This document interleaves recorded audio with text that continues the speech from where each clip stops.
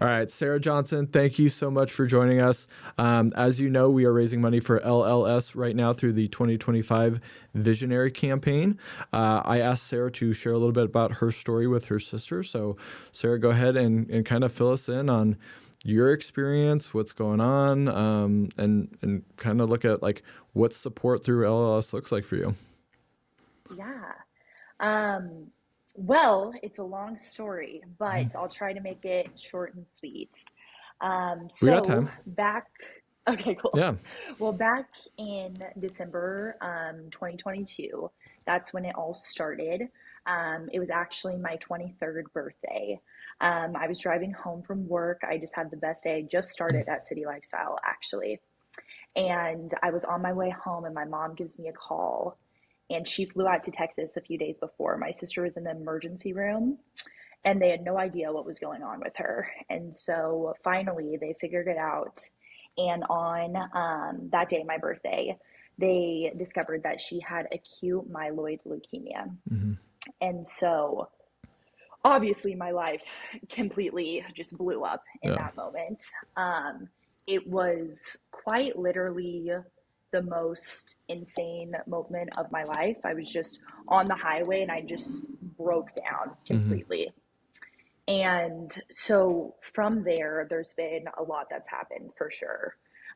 She did 8 rounds of chemo total in the past 2 years. Um, she's done too many infusions to count. She just did 2 the other day, too. Um, she's had 10 biopsies, and she's also had a bone marrow transplant as well. That's insane. That happened, yeah, it was a lot. And this Mm-hmm. all happened. The thing with leukemia, too, is it's all throughout your body. And so you have to treat it quickly. She Yep. immediately was diagnosed, immediately went into treatment. She was in Dallas, Texas at the time when she was first getting treated. And then May 3rd, she was able to come home and she had a bone marrow transplant. And her donor was actually my little brother. He's a twin. And so they both were a match for her. And Yeah. so he did the transplant, and it was a few weeks after he turned 18. So before then, he wasn't even able to do it. You have He to was be like three 18 in weeks. order to do it? Yeah, yeah, you Oh, have to be geez. 18. You can't be older than 45. It's Mm-hmm. like a very specific window. We all got tested. Unfortunately, we weren't a match, but it's kind of a running joke that Amy's my mom's side and the twins are my mom's side of the family, but me and Jeff are my dad's Yeah, side. I know. So, of Yeah. course, this is how it happened. Yeah. But anyway, he did the surgery. She had the transplant, and it was amazing. There was 100 days though that she had to stay in the hospital after that. That's the BMT protocol. Mm-hmm. And so those 100 days are brutal. They're Yeah. absolutely brutal. She was in the darkness pretty much that whole time. She couldn't leave her room. This was at KU Med, which, by the way, KU Med is an amazing hospital. They took such great care of her during this time. And so my heart goes out to them completely because they really do amazing work when it comes to cancer. And so I'm so grateful for them for sure. But then a year later, after that 100 days, she wasn't really normal, honestly, until around November. Yeah. When it came time November, she was my sister again. You know, she was happy. She was going back to school. She actually went back to college to become a what are they called? Physical therapist. Mm-hmm. That's what she wanted to do, slash chiropractor. And so she started going back to school. She got a job again because she clearly couldn't work during all of this. But then, exactly a year later, May 3rd, 2024, she relapsed. Yeah. So that was rough. That was really rough because we thought this BMT was going to be the answer to it all, Yeah. truly. But, that isn't always the case. And the thing with leukemia and lymphoma is they always, if not always, come back. Mm-hmm. There's not really, it's a high chance of them coming back. And that before you even go into doing a bone marrow transplant. Yeah. But bone marrow transplants really do give you the best opportunity um, for a healthy life and just for a good survival rate, honestly, in a better quality of life. Like, even though it was so hard doing that BMT, it really was like life changing. She Hmm. got so much more time because of it. Um, so then after that year, she actually moved over into more of a natural route. She started working with a natural oncologist. His name's Dr. Lucas. He's based here in Kansas City, but he actually just opened up a new clinic called the Center for Healing in Texas, San Antonio, Texas. Oh, nice. Um, yeah, which is really I saw cool. your sister's And going down there right now, right?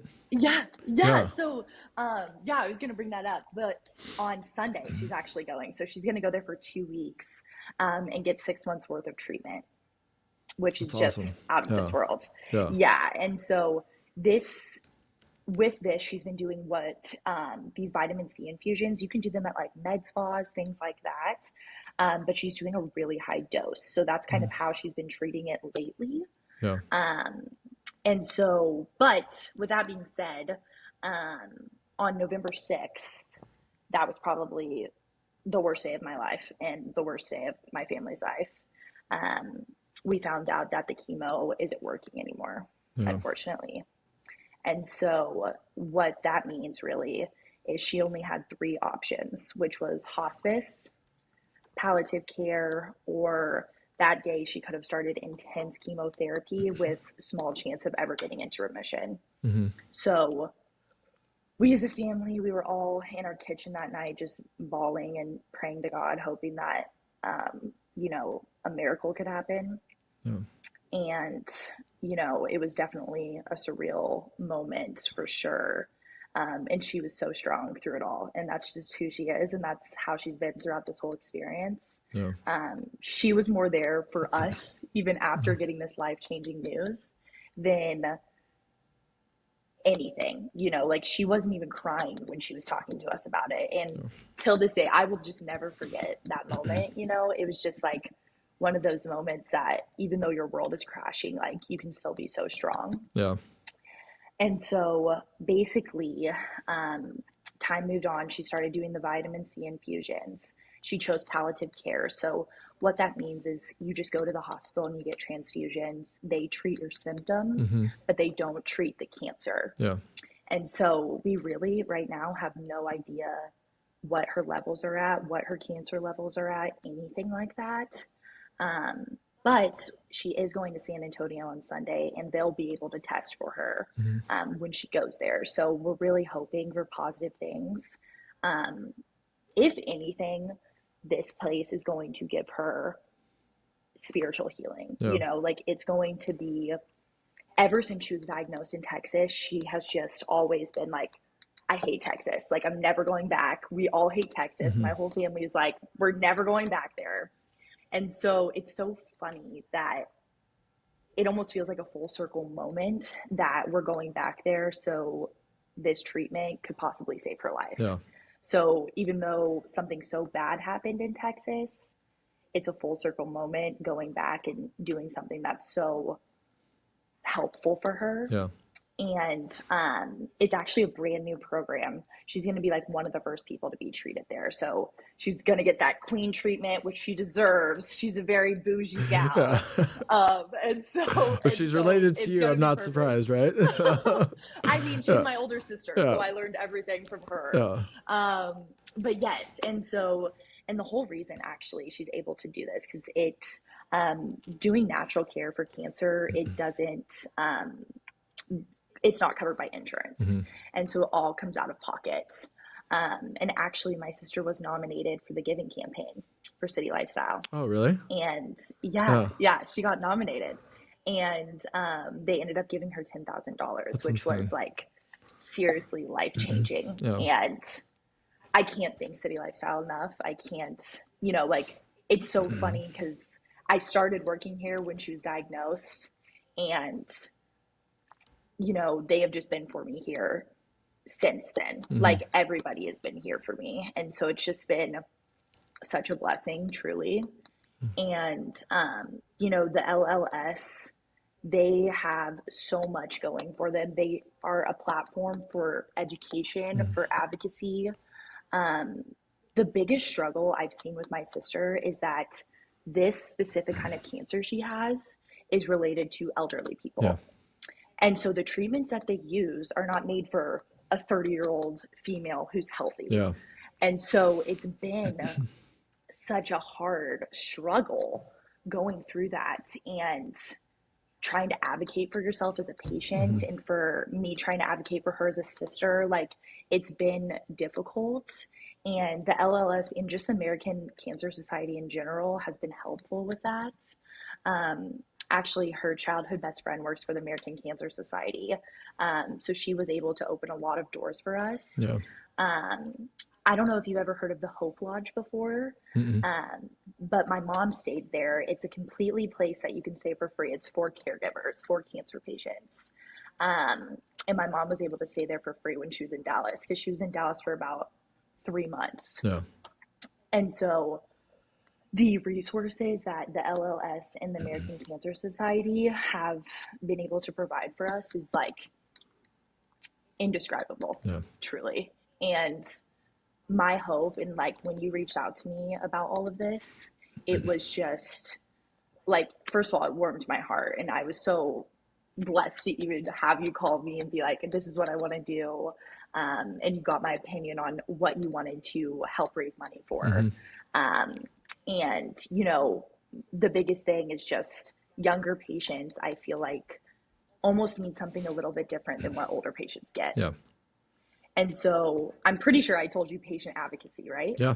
That's what I Yeah. check that box. So that's why we're talking. Check that Yeah. box. I was like, because Yes. so many people gravitate towards the research, right? Because like you want to find Yeah. cures and this kind of stuff. But I mean, my dad passed from cancer. He had multiple versions, didn't have leukemia or lymphoma. But it's like when you're going through that, and like, it's like, yeah, with LLS, like the types of cancers hit all age ranges. Like there's very young people, there's older people, there's people in their 30s. So how do you get them like the support and care and like treatments that they need? And everyone wants Yeah. to just dump the money into research, and it's great. Like keep funding those tests and Yeah. trials and whatever it is we can. But how do you help the people right now that are going through it?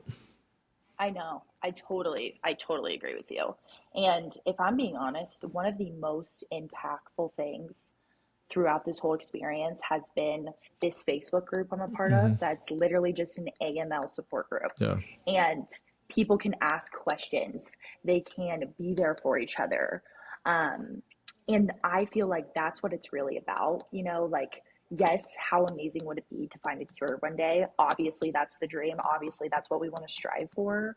But also, too, being an advocate for those patients is just what we need to focus on as well, Yeah. because they're the ones going through this, and they're already going through something so hard, Yeah. that it's like, if we can just take one thing away, or an ounce of stress away, um, it is life changing Yeah. for real. And just having people that know what they're doing, that also are just there to support them. Um, I started a GoFundMe for my sister Yeah. after she relapsed, and we raised 25K within a week. Yeah. And honestly, it was the craziest thing that I've ever witnessed. So many people, so many strangers donating for somebody they don't even know, but have probably had a family member go through this, or had somebody in their life go through this, was just the most beautiful thing, truly. And I feel like that GoFundMe helped her in more ways than any research could have Yeah. ever helped Yeah. her. And so it's like, people just being there, praying for you, and just helping you walk through this journey is really what it's all about. Yeah. So someone like yourself, like your family, you guys have very specific needs, like GoFundMe. Like, how does what's considered like a large organization like LLS actually help you guys when it comes down to like, if you're looking at your individual situation, like how do they come Yeah. into play there? Yeah. So a big thing is there's advocates at hospitals. Okay. So there's LLC advocates. There is all different kind of cancer organization advocates. Mhm. And we were actually able to work with one. My sister was having a rough time with one of her doctors. He was kind of choosing her like a number Mm-hmm. rather than a person Yeah. that, had a specific need or had a specific situation. They were like, this is what the procedure calls for. This is what we're going to do. And so having an advocate there for you, having somebody to vouch for you when it comes to medical staff or just anything like that, so you can choose the health plan that Mm-hmm. you want, is huge. Yeah. And so having an advocate like that um, really helped my sister in tremendous ways, because the doctor that was able to tell her the news that the chemo wasn't working anymore was the new doctor she got that she was so much more Mm-hmm. comfortable with. Yeah. And that's all due to somebody advocating for her. And so, yes, I started the process. I called the hospital and I was like, we need to get my sister a new doctor. Um, because at that time, like, that doctor was putting so much mental strain on her that it was hurting her more than helping her. Yeah. And so being able to call them, have them set me up with an advocate, an LLS advocate, was just amazing. Like, that was something that happened recently, and I was searching and searching for new doctors, all the things, but they actually just took care of it for me. Yeah. They transferred her to a new team. They got her a new doctor, and he was the one to tell her the news that the chemotherapy isn't working anymore. And my mom to this day is like, I'm so grateful that we were able to hear that from him. Yeah. Like, obviously that's news you just never, ever, ever want to hear, but you have to be with somebody that you're comfortable with. And so the LLS, the American Cancer Society, they're the people that are there to vouch for you, Mm-hmm. because sometimes doctors, they're so based on procedure and they're not based on the people, unfortunately. And that's not all of it. That definitely happens once in a blue moon, but these organizations are there to help with that. And that's really, that can be the difference between suffering and not suffering. And I know nothing about this, right? Like, you've gone through it. Is that Mm-hmm. someone you pay for? Are they there just because, like, the organization? Like, how does that process work where you're like, I Yeah. need someone to come help us? Yeah. So actually, um, I just reached out to the hospital Yeah. themselves and they set me up with the advocate. Because, it's hard to talk to a nurse. Mm-hmm. It's not something that you can just do. Um, but they set me up. They were like, do you want to speak with an advocate? Because an advocate can be there for you. And I actually don't know if they get paid. I do think they do. It depends on kind of what their involvement is. But most of the time, it's based on volunteer. But, like, you're not paying for it. Like, No, oh yeah, I'm yeah, not okay, paying for it. got it. Yeah, So that they like really like kind of suggested me to go to this yeah, person, and so that's how it works yeah. So for me yeah, personally. that was my understanding too, which is why I chose this pillar, right? So Yeah. what I know about LLS right now is over 80 cents for every dollar they bring in, like, goes back towards these causes. So, like, a lot of what they do with fundraising efforts is through programs like this, the Visionary Campaign. So we're trying to go out and find sponsors, individual donors, those kind of things. So if you were to look at that and seeing people that may be on the fence on donating to some of this, like something like this, what would you tell them? Well, not only has my sister gone through leukemia, but my best friend, my childhood best friend, did as well.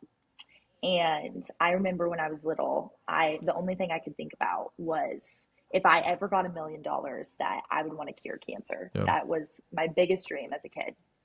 And watching my childhood best friend go through cancer at such a young age, I didn't really understand, if I'm being honest.